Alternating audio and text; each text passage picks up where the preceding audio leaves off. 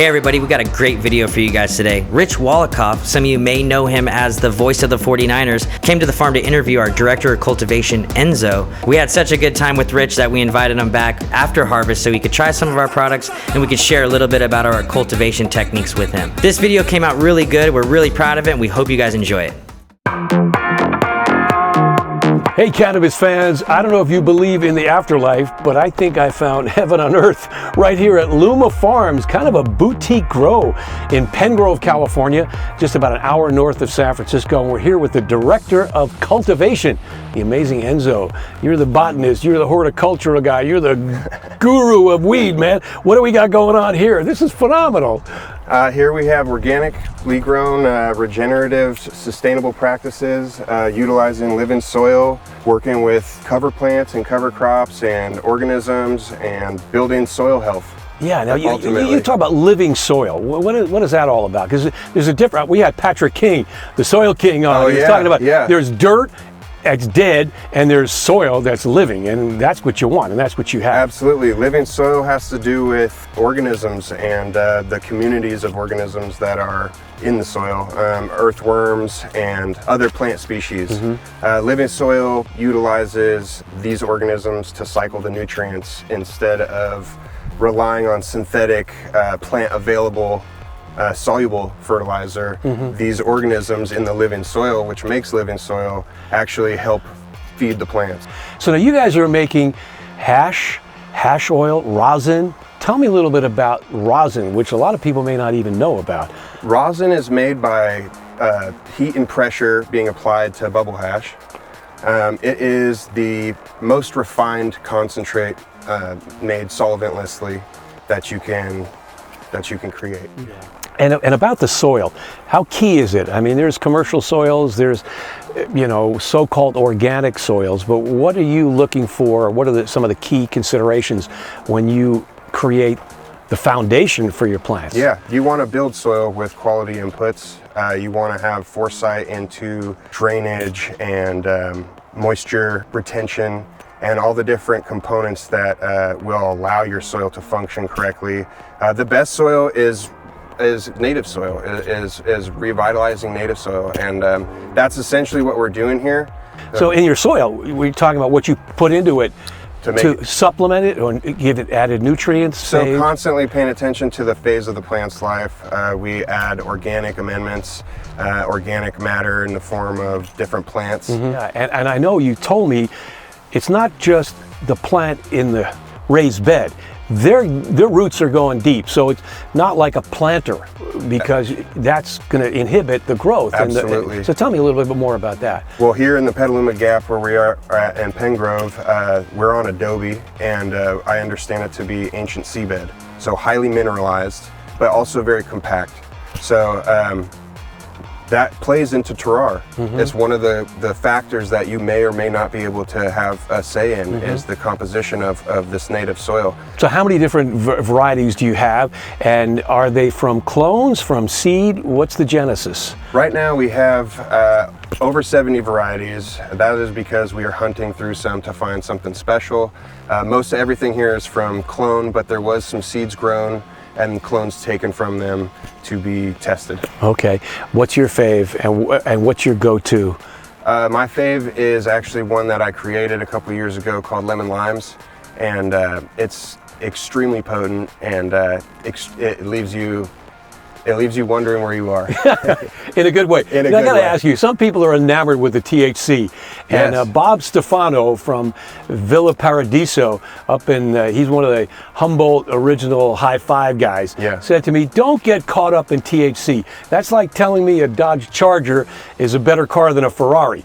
So a lot of people are enamored with, oh, look, I got 30% THC. I love that. It's very short-sighted.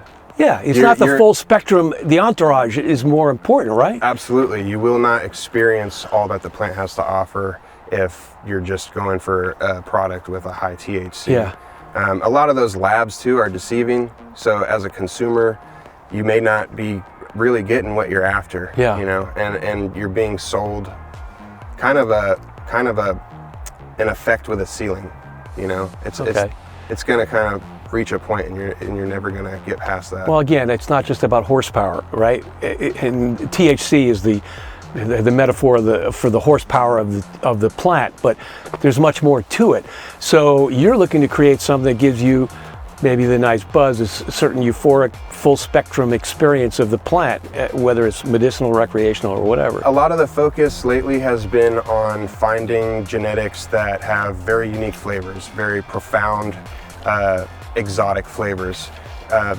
When making hash and rosin, that's kind of the focus. People aren't really thinking about the THC percentage as much in that community or demographic. They are focused on the enjoyment of the flavor.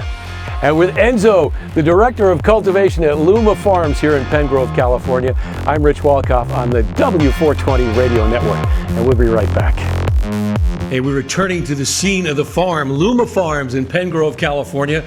I'm Rich WALCOFF along with Enzo, the Director of Cultivation, and Curtis Wall, the founder of Luma Farms. It's an amazing biodynamic, organic grow, and we were here a few months ago and it was close to harvest time. So it was the peak of the colas and the flowers, and now it's approaching winter time. What's going on? You've been working your tails off to create this product, fresh frozen, I'm hearing about for the first time. What's that all about? Fresh frozen weed is capturing the resin in its quote-unquote live state as it was growing on the plant without not letting it have the opportunity to dry. So you're freezing the plant while it's still green, while it's still got moisture in it and it's essentially still alive.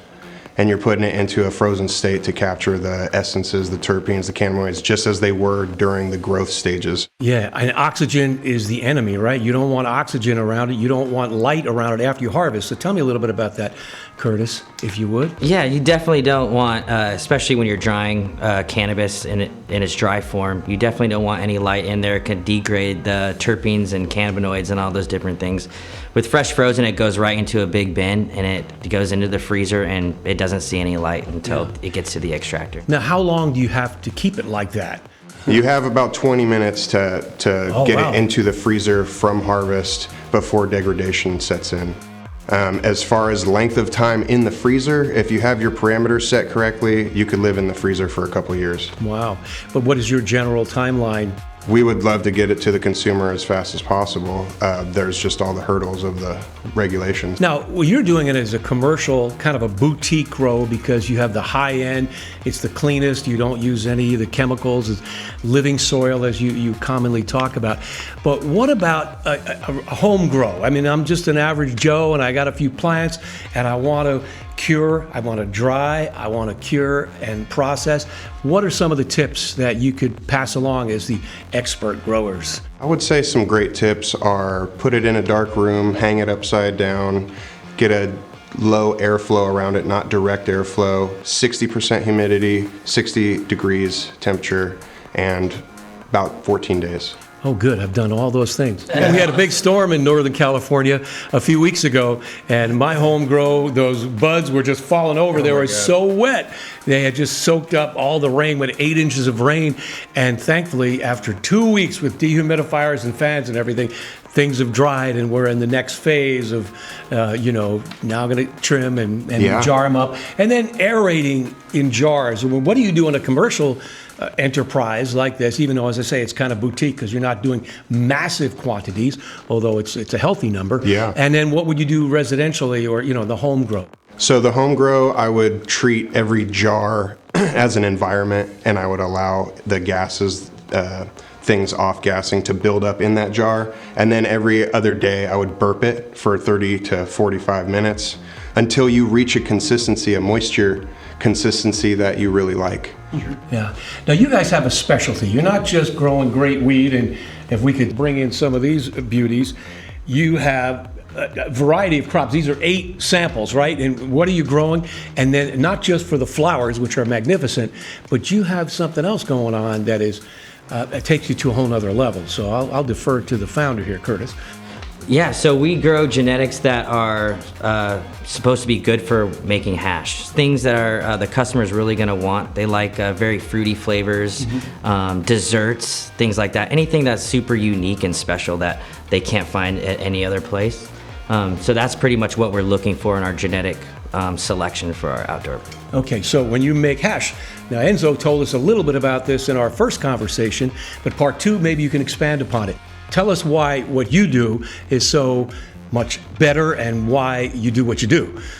Well, what we do is we grow cannabis in what we believe is the best way possible, and then we work with the best people in our industry and in our space to make the hash and the rosin, and those people take it from the freezer and they bring it into a cold room. It then goes into a washing machine. It could be hand stirred or it could be machine stirred depending on the infrastructure setup.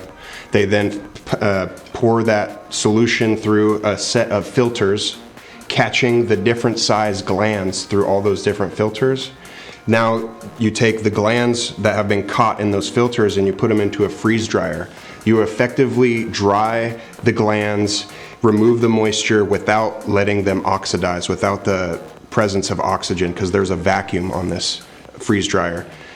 So now you pull out your resin and it's in a pristine state. It's white, it hasn't oxidized, it's all heads, and now you have the raw material to press rosin. Rosin is the refinement of hash. It is hash pressed through more filtration with heat and pressure. Wow. So if I hear something about diamonds and honey.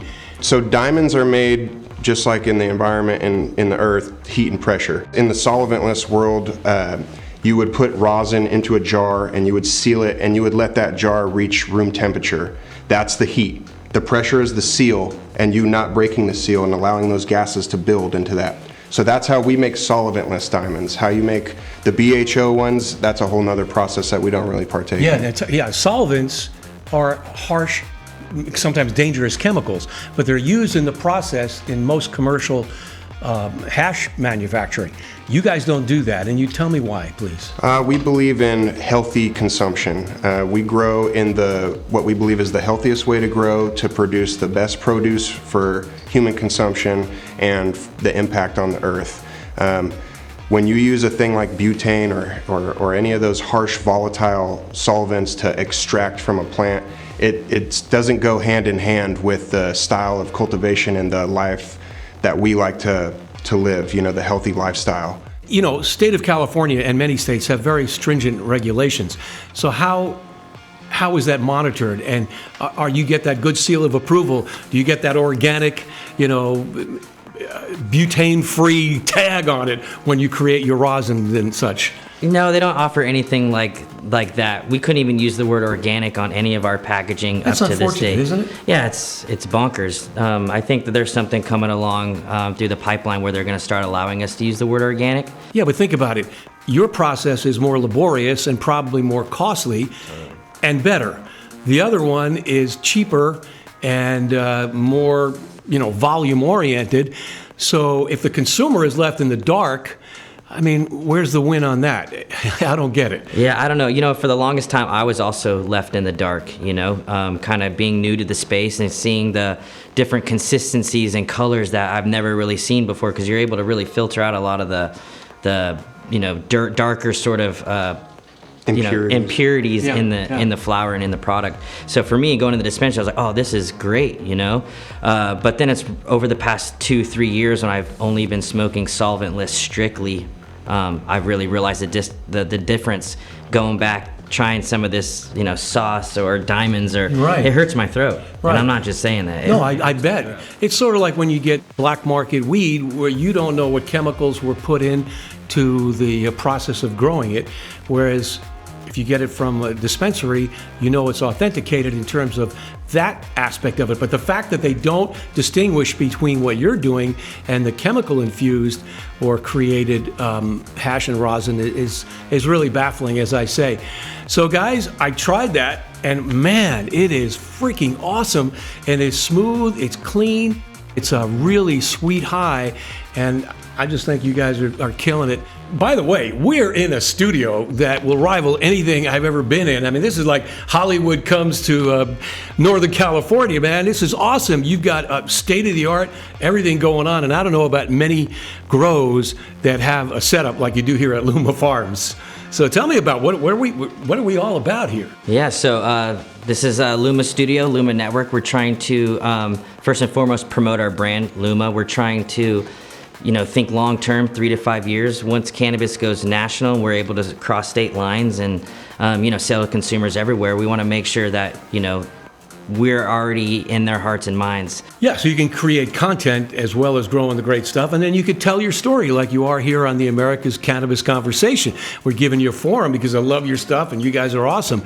So Enzo, when you come into the studio like this and you get a chance to tell your tale, I mean, what are some of the secrets that you can reveal that we haven't discussed about your process of harvesting, curing, processing, and the like? Genetic selection, maintaining the nursery space, mother rooms, the great amount of effort that goes into weathering the storms. Yeah. Speaking of storms, we just had a hell of a storm recently, which we weathered through harvest. Just the culmination of effort that goes into literally every layer. No shortcuts taken. We strive to do our best at every stage. We really believe and care about everything that we do here. Yeah, now obviously I could tell, I could see it, I could taste it, but when you grow a few hundred plants versus these commercial grows, these massive commercial grows that may be growing thousands, differentiate. Tell me what's the difference between how you process, cure, and deliver your flowers and hash and rosin and the like versus the massive like agribusiness growth. I'd put it in one word: care. We take the care and the thoughtfulness and the consideration to do every step right, and we have a small enough, even though it's not, it's a sizable grow that we have here, it's small enough to pay attention to everything.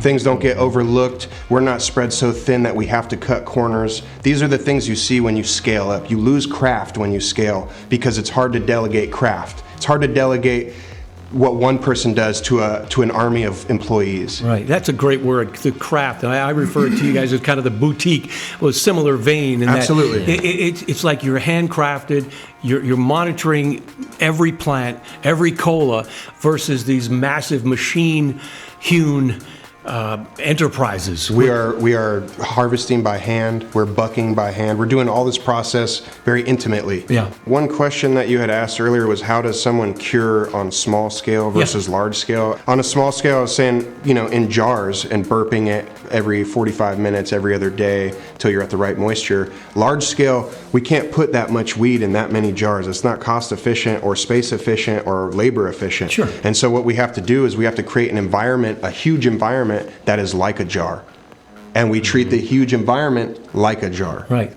Well, that's why your stuff is so awesome. That's one part of it. Great stuff, guys.